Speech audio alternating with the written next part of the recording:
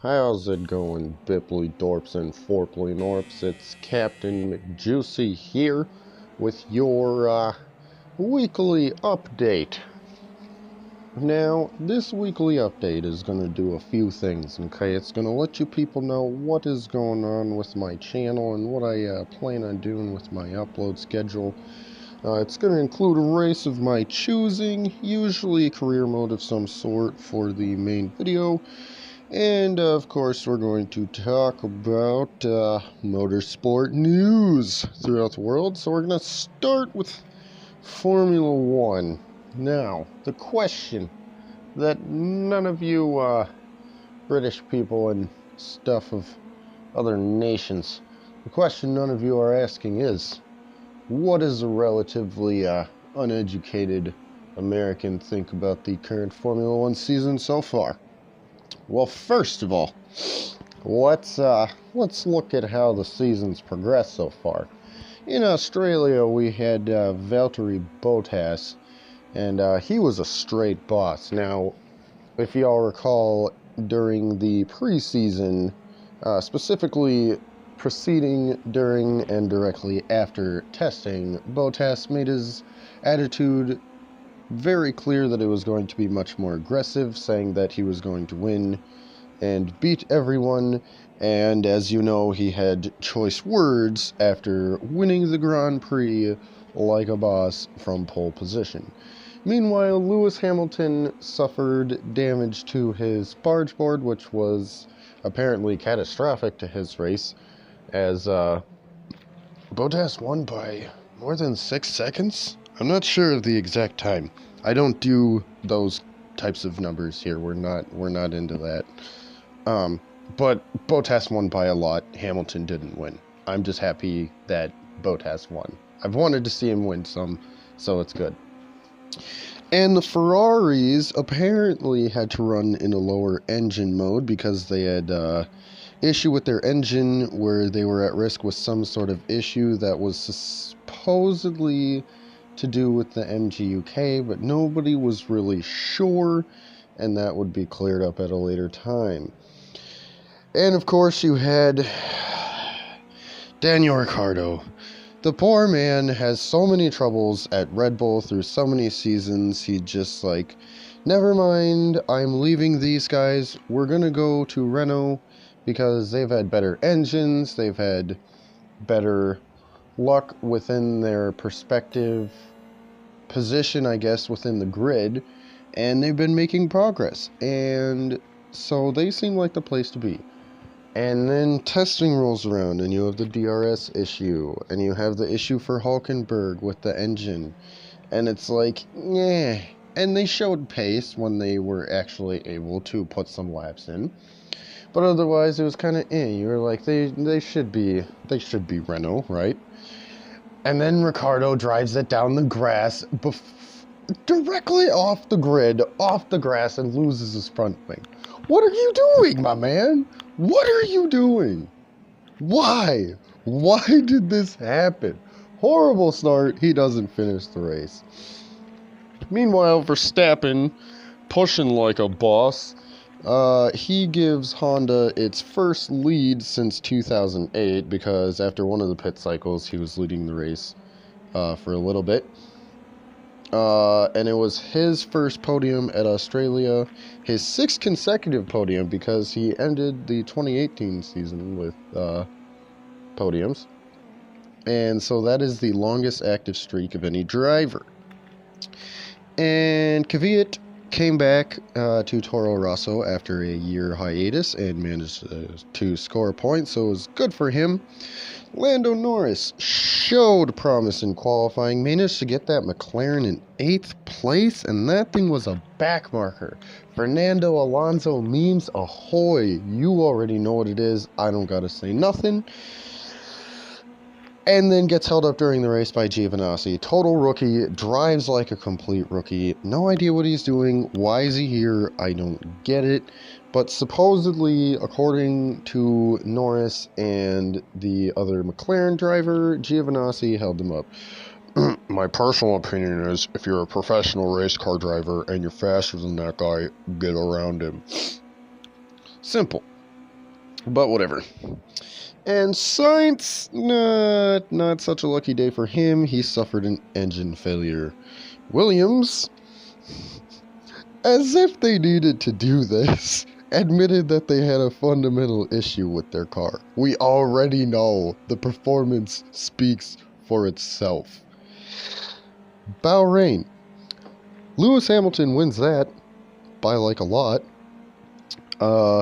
Leclerc did excellent. He did great. He did wonderful. He got pole position, had a terrible start and got passed by Sebastian Vettel, and then later said, "Hey, I'm faster," and the team was like, "No, don't do it." And Leclerc was like, "Well, I have DRS and I'm faster." So he goes and takes the lead, and then suffers a cylinder loss. Like, why, man? Why? And then Vettel. Vettel, absolute travesty. Oh, I forgot to mention, by the way, Leclerc still did manage to finish on podium, so there was at least that. But anyways, Vettel was absolutely terrible. His spin, he said that he was surprised and lost the rear.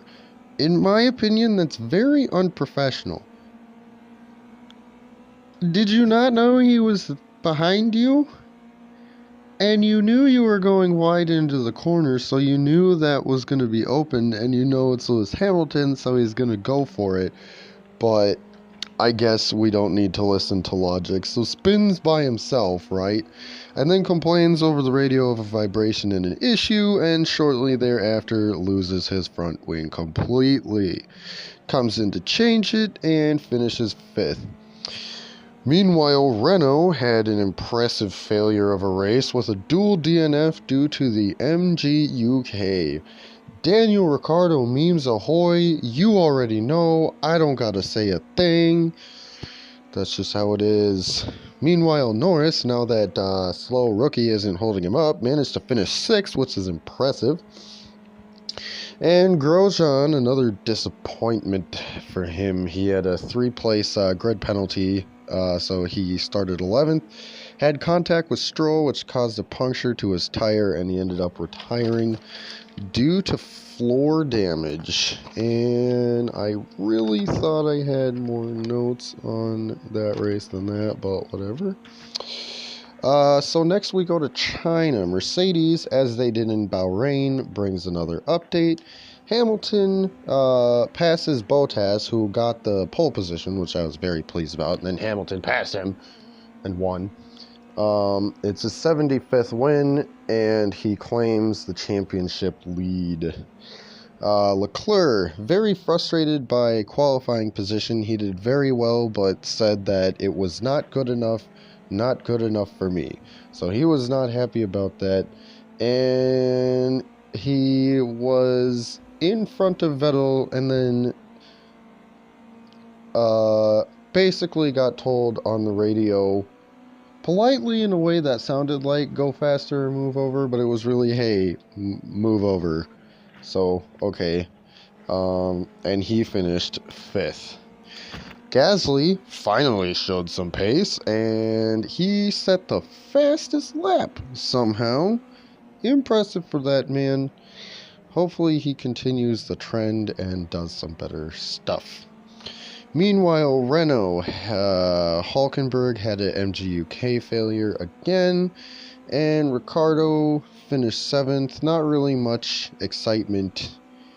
But then there was the moment where Kvyat came through the corner and cut down across Sainz and went into Norris. All 3 of them took damage, and Norris and Kvyat both did not finish the race. I forgot where Sainz ended up finishing, though. And Alexander Albon earned Driver of the Day. He is the only rookie with points in 2 of 3 races this season. So, what do I think about the season so far? It's business as usual for Mercedes. I think that Bottas could really do with some more aggression and just ignore team orders. I really think Leclerc could just ignore team orders because I don't think the Ferrari is slow. I think that they're trying too hard to manage Leclerc and Vettel, and they need to not do that. But they also say they're bringing an update in Bahrain, so we'll see how that works, and hopefully that's good enough. And Red Bull, well, hopefully Verstappen can get some stuff together in Baku. But remember, Baku is going to be important for Leclerc too. So you'll remember the reason why, or you won't. But Kimi Räikkönen, being a boss, he's getting consistent top 10s. Business as usual for him, just in a slower car. So, but yeah. The season this far is crazy and unpredictable, and I'm loving it. But I'm running out of time, so I gotta move on to Super Formula. I watched one of their races last night. Now, what is Super Formula? Well, it started out as Formula 2000 in 1973, and then became Formula Nippon, and is now the top single-seater series in Japan. They run Toyota and Honda engines with a Dallara chassis, and they have DRS and an overtaking system. Now, they had their first race at Suzuka yesterday, and they had their first safety car by lap 9, because, watch me butcher these names, all of them probably, Ryo Hirakawa and Tristan Carpentier collided into the barriers. Having pitted earlier, Cassidy moved into second place under the safety car and took the lead.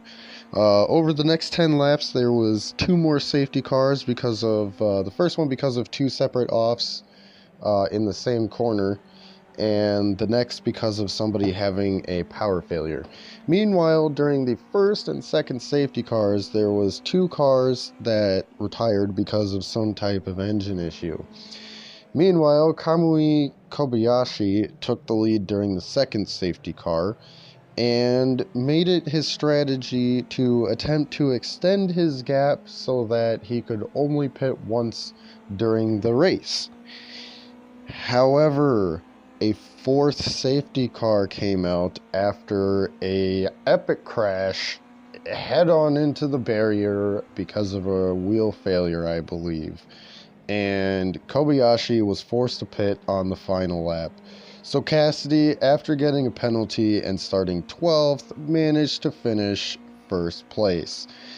And out of the 20 cars on the grid, only 12 cars finished the first race of the new Dallara Super Formula 19 era. It seemed like a lot of the issues were related to the boost system, because the Super Formula cars, they have a light indicator similar to the halo on the Formula E cars, and it's on the frame above the driver's head, on the pod above him, and the light signifies basic status. So if it's green, everything's all normal, everything's good. If it's flashing green and red, you have an issue. If it is flashing green, you are using your boost mode, and it gradually slows as you run out of boost. And then when it runs out of boost, it turns solid red and then turns off for a second before blinking red again and then turning back green. So,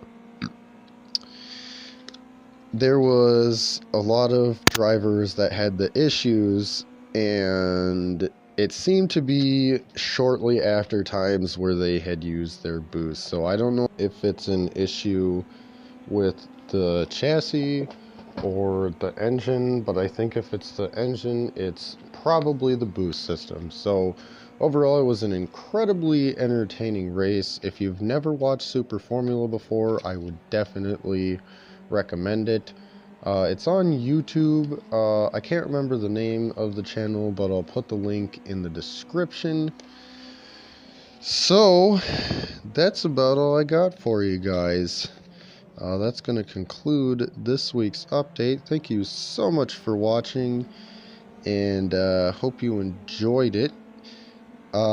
My upload schedule for this week, I don't remember if I already said. I'm doing an online race tomorrow. It's going to be a Nismo Invitational at Sakito.